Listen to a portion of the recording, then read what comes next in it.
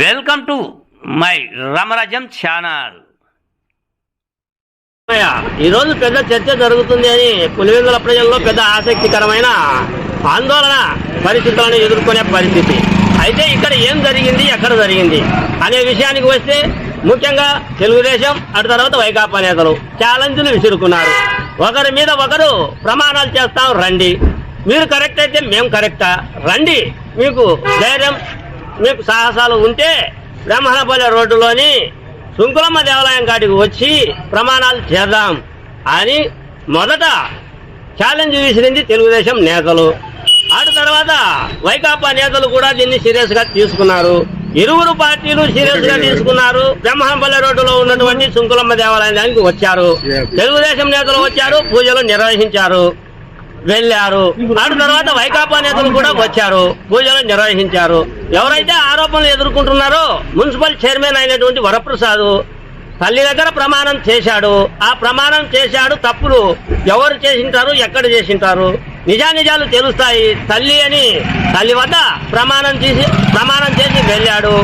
ఇరువురు పార్టీ నాయకులు మొత్తానికి ఛాలెంజ్లు విసురుకున్న తర్వాత దేవాలయం వద్దకు వచ్చారు. ఇక్కడ పెద్ద ఆందోళన కార్యక్రమాలు కొనసాగుతాయేమో అని పోలీసుల యొక్క ఆలోచన వాళ్ళది. వాళ్ళ కార్యక్రమం వాళ్ళు నిర్వహించుకున్నారు. వాళ్ళు బందోబస్తు రావాల్సింది ఉంది కనుక మొత్తం సిఐతో సహా పోలీసులంతా ఇక్కడికి వచ్చి పహారా కాశారు.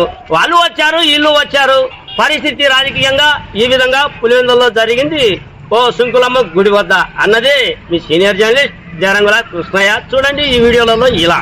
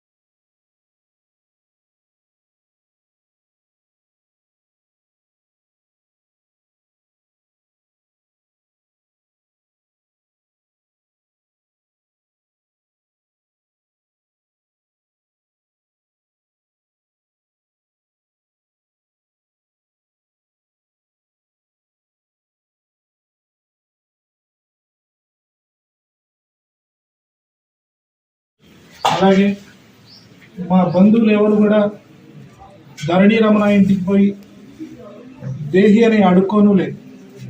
నేను మనస్ఫూర్తిగా ప్రమాణం చేస్తా ఉన్నా.